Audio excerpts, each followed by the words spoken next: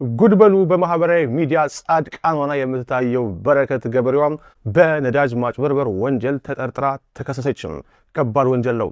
100,000 ሊትር ነዳጅ በህገ ወጥ መንገድ ምንም አይነት ዲፖ ሳይኖራት ወስዳ አየር ላይ የፖሸረችው በረከት ገበሬዋም አሁን ደግሞ 466,000 ሊትር ነጭ ናፍጣ ያለምንም ህጋዊ አግባብ እንድታገኝ አድርጓታል የተባሉ ባለስልጣናትም አብሯት ተከሰዋል። በረከት ገበሬዋ ከ100,000 ሊትር በላይ ነዳጅ ከጅቡቲ በቀጥታ ዲፖ አለኝ በሚል ወስዳ ለኢንቨስትመንት በሚል ማለት ነው ወስዳ ጋምቤላ ክልል ውስጥ ባወጣችው በዲማ ከተማ ውስጥ ባወጣችው ላይሰንስ ነዳጁን በቀጥታ በ100 ምናምን ብር የተገዛ ሂሳብ በ1200 ብር አካባቢ ለወርቅ አምራቾች ሸጣለች ተብላ ጠርጥራለች። ጉድን ስማ፣ በረከት ገበሬዋ ከተፈታች ወር ሳይሞላት ዛሬም እንደገና በአዲስ ክስ ተከሳ እስር ቤት ገብታለች። ምን አደረገች ይባላል መሰለህ? 5,000 ሊትር ናፍጣ ነዳጅ ከባለስልጣናት ጋር ሆና አጭበርብራ ለወርቅ ባለሙያዎች ሸጣለች ነው። 5,000 ሊትር ነዳጅ ማለት ስንት እንደሚገኝበት ታውቃለህ? በፈርቅ በብላክ ስትሰጠው ግማሽ ቢሊዮን ብር በጠራራ ፀሐይ። ግን እሷ መሰተል ነበር ወጣ አሁን ታበርሲሳ የኔ ስም ያጠፋው 3,000 ብር $3,000 ከፍለውት ነው ምናምን ያለች ስትለፈልፍ ነበር። የሆነ አንድ እብድ የሆነ አለ በአማራ ሕዝብ የሚነግድ ስንታየው ቸኮል ምናምን የሚባል አንድ እብድ አለና በዞ ነበረ ስታሰረ ነበረው። ዛሬ ይኸው እስር ቤት ገብታለች።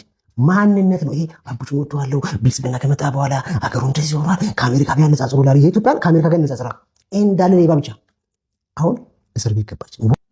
እና ቡን የሚያጭበረብሩት እና እኛ እንሻላለን። መንግስት እግዚአብሔር እኛ ብንሰድብ እኛ እንሻላለን። ምክንያቱም እኛ አንሰርቅ ብንናገርም ብንጮህ ምንም ብንል መንግስት ላይ ብንንጫጫም መንግስት ለሚሰራው ነገር ግን ከተሰራ ይሄ ነገር ተሰርቷል ብዬ መሰክራለሁ። ሰው ብልጽግና እያለኝም መሰክራለሁ። ግን እንደዚህ አይነት ሰዎች በመንግስት ሲነግዱ በባለስልጣናት ሲነግዱ መቆጣጠር ያስፈልጋል። ኢቲቪ ፋና ምናምን ብር ትሰጣለች ለጋዜጠኛ። ጋዜጠኞች እሷን ሄደው ፕሮሞት በቃ ያጋንኗታል። ዛሬስ ወራሯትን ከወጣች መንግስት አምጦ እኮ ነው ለነዳጅ ዶላር የሚሰጠው። ለዛውም በዚህ ሰዓት ነዳጅ ማጭበርበር ከአመራሮች ከሆነ 5,000 ሊትር ግማሽ ቢሊዮን ብር አጭበረበሩ። አሁን ተመርሲሳ ስሜን አጠፋለች።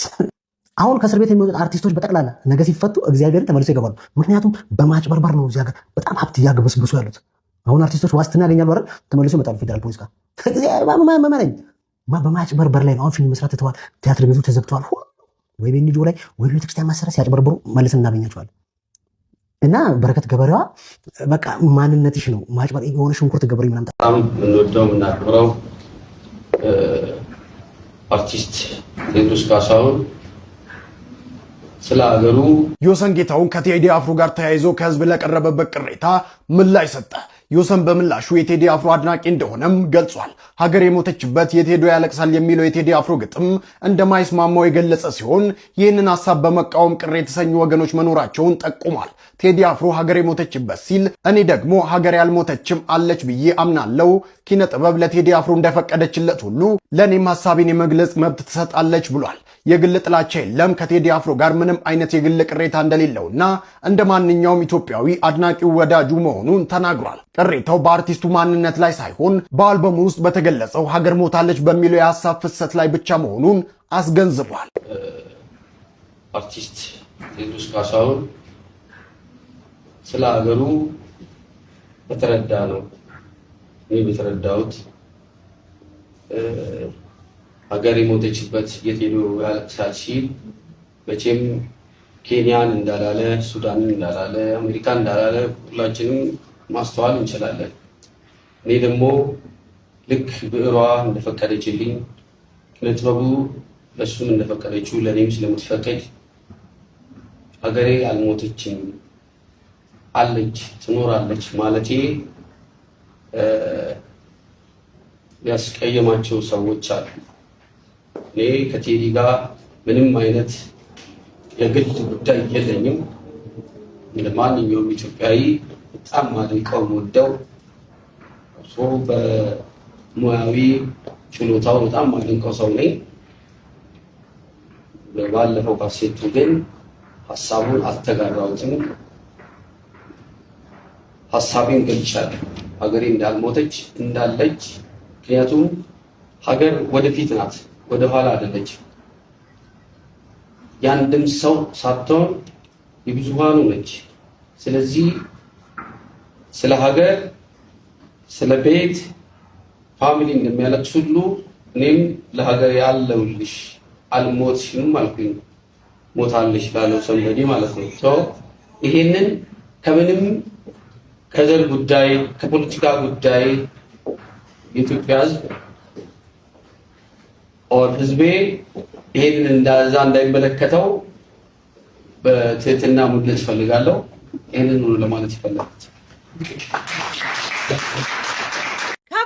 በኢትዮጵያ ውስጥ ከፍተኛ የሆነ የነዳጅ እጥረት እንዲከሰት ባደረጉ ግለሰቦች ላይ ባለስልጣናት እንዲሁም ደግሞ የድርጅት ባለቤቶችን ጨምሮ ማለት ነው ሌሎች ግለሰቦች ላይ ክስ እንደተመሰረተባቸው ነው በኢሳት መረጃዎች እየተዘዋወሩ የሚገኙት። የኢትዮጵያ የነዳጅና ኢነርጂ ባለስልጣን ምክትል ዋና ዳይሬክተርን ጨምሮ እንዲሁም ደግሞ የኢትዮጵያ ነዳጅ አቅራቢ ድርጅቶች ዳይሬክተር እንዲሁም ሌሎች ማለት ነው ቁጥራቸው 13 የሚደርሱ ሰዎች ክስ እንደተመሰረተባቸው ነው እየተነገረ የሚገኘው። በመንግስት ላይም ወደ 22.59 ሚሊዮን ብርም ኪሳራ አድርሷል። እንዲሁም ደግሞ ከፍተኛ የሆነ የነዳጅ እጥረት እንዲከሰትና ለተለያዩ ድርጅቶች ማለት ነው ህጋዊ ባልሆነ መንገድ ነዳጅ ሲሸጡ እንዲሁም ደግሞ ለወርቅ አምራች ድርጅቶችን ጨምሮ ማለት ነው ለተለያዩ ሰዎች ህጋዊ ባልሆነ መንገድ ነዳጅ ሲሸጡና ለግል ጥቅማቸው ጭምር ማለት ነው ሲያወሩ እንደነበረ ጭምር ነው መረጃዎች እየተዘዋወሩ የሚገኙት። በዚህ ሰዓትም በ13ቱ ግለሰቦችና ባለስልጣናት ላይ ክስ ተመስርቷል። በፌዴራል ከፍተኛ ፍርድ ቤት ልደታ ምድብ ችሎት ሶስተኛ የሙስና ወንጀሎች ችሎት ክስ እንደተመሰረተባቸው እንግዲህ በዚህ ሰዓት እየተዘዋወረ ይገኛል። እንደሚታወቀው እንግዲህ መካከለኛው ምስራቅ ጦርነት ከተከሰተ በኋላ ማለት ነው በተለይም በዛ ወቅት ላይ ከፍተኛ የሆነ የነዳጅ እጥረት እንዲከሰት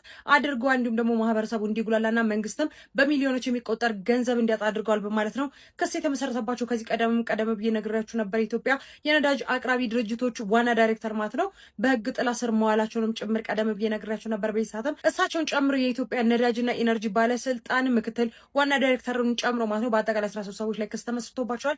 በዚህ ጉዳይ ላይ ተጨማሪ አዳዲስ መረጃዎችን የማገኝ ከሆነ አጋራችኋለሁ። የፕላስ ምልክቷን መጫናችሁን አትርሱ። መልካም ቀን ይሁንላችሁ። የብልጽግናው የምርጫ ተወዳዳሪ ካሙዙ ካሳ በድጋሚ በደረቅ ቼክ ወንጀል ተጠረጠረ። የፖሊስ ማዘዣ ቢወጣበትም እስካሁን ድረስ በቁጥጥር ስር አለመዋሉ አነጋጋሪ ሆኗል።